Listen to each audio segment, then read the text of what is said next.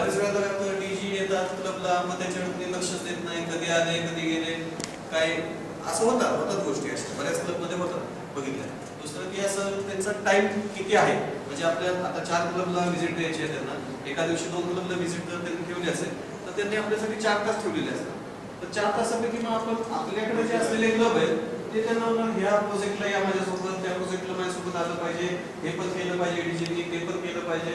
तर हे सगळ्या गोष्टींचा विचार आपण करायचा आणि त्या प्रेसिडेंटला सांगितलं पाहिजे की नाही बाबा एवढाच वेळ आहे, एवढ्या वेळेमध्ये जेवढं बसेल आपण एवढंच करूया, काय महत्वाचं असेल तेवढंच करूया. प्रेसिडेंटला अपेक्षा अर्थात असणारच की माझ्या प्रत्येक प्रोजेक्टला आले पाहिजे, डीजे आले पाहिजे किंवा त्यांनी उपस्थिती त्यांच्यासमोर मला जास्तीत जास्त करता आलं पाहिजे.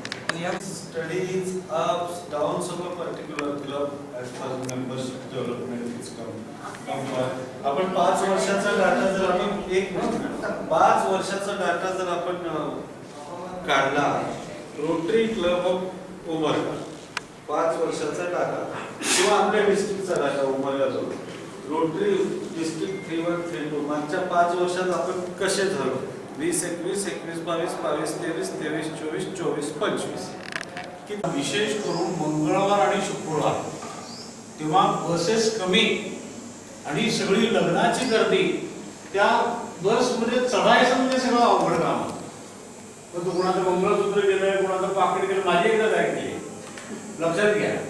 तर तिथं एक साधी ऍक्टिव्हिटी सर सुचत होती, मंगळवारी आणि शुक्रवारी पर्टिक्युलरली दुपारी 3 ते 6 या दरम्यान काही व्हॉलंटियर तिथं न्यायचे आणि लोकांना लाईनीमध्ये तुम्ही जे आहे ते आत बसमध्ये बसतो. इतक्या लोकांच्या मी प्लेसेस घेतले तुम्हाला सांगतो. या सगळे प्रकार वाचतो म्हणजे साधं तुम्हाला काय म्हणायचं पुढचं हाच प्रश्न सगळ्यांना आहे. काय काय मार्गाने तुम्ही क्लबशी संपर्क साधा किंवा कम्युनिकेशन करत आहात आणि काय गरजेचं आणि काय गरजेचं, तर कुठल्याही त्यातला भाग आहे. एक काय बर्थडे वगैरे असेल समजा प्रेसिडेंटचा वगैरे, त्या माध्यमातून आपण त्याच्याशी कनेक्ट होता आलं पाहिजे. एक ॲप आपण त्याशी डेव्हलप होतो आणि शिवाय आपण त्या रस्त्यामध्ये आपल्या पर्सनल कामासाठी सुद्धा जात असो आपल्या त्या रस्त्यामध्ये, तर आपण त्या प्रेसिडेंटला कॉन्टॅक्ट करून तिथली मीटिंग आपल्याला अटेंड करता येईल आणि जो आपला जो सब्जेक्ट आहे, आपला जो अजेंडा आहे, तो अजेंडा आपण त्या मीटिंगमध्ये मांडता येईल आणि आपण असा प्रयत्न करतो. पुन्हा एक चांगला पॉईंट आहे की मीटिंग सुद्धा अटेंड करू शकता. मीटिंग अटेंड करायला 2 प्रकार आहे, एक तर नुसती जाऊन मीटिंग अटेंड करणे, त्या पद्धतीने आपण करतो.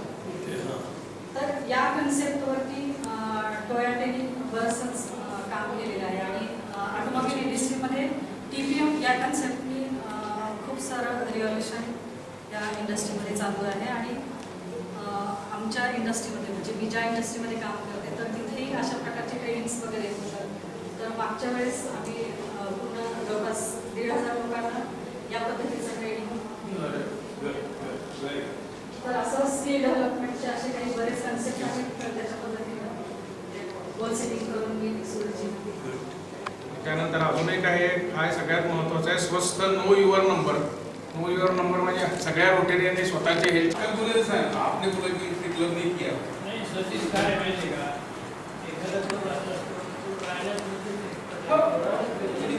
त्याची मास्टर की म्हणजे तुम्ही इथपर्यंत करता ते लक्षात घेऊन आपण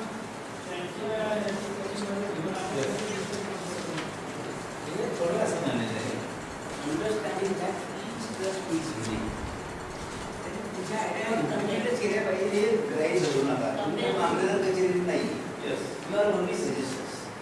काय बरं तर त्यातनं नाराज होऊ नका. बऱ्याच वेळा काम मी या 5 मिनिटावर घ्यायला म्हणून ऐकत नाही. आणि कंप्लेंट न्यायचं आपण टाईम द्यायचं. प्रत्येक हा युनिक आहे, त्यांचं ते ठरवतील, तुमचा विषय आवडला तर घेतील. मग तुमचं मागणं असावं की त्यात आपण नाराज व्हायचं नाही. पैसा बचता आ रहा है का यूज जो है वो बाकी के एक्टिविटीज के लिए यूज करना.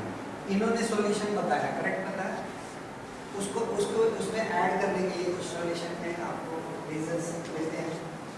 इन्होंने एक और बताया कि इसके साथ सॉल्यूशन में मुझे लगता है कि आपका वोटिंग राइट्स भी बढ़ सकता है. क्या सिर्फ हम इलेक्शन के लिए ही मेंबर्स रहते हैं या क्लब चलाते हैं, या ये सभी को ठीक लगता है? नो, यस सर एक लेवल पे तो बराबर है. ठीक है, अपना अपना. हाँ, मैंने उसको थोड़ा सा एलेबोरेट करके बोलिए आप. मैं वही you have to showcase your story. बरोबर आहे. आता हे सगळं करत असताना तुम्ही जेव्हा काम करता त्यावेळी तुमच्या कामाकडे लोक बघत असतात. त्याच्यामुळे लीड बाय एक्झाम्पल असं नेहमी म्हटलं जातं. तर ते लीड बाय एक्झाम्पल तुम्ही क्लब्सपर्यंत तुम्ही स्वतः काहीतरी केलेलं आहे कशा पद्धतीने पोहोचवा. तुम्ही सांगाल का मी $1000 दिले, चल तू पण $1000 दे.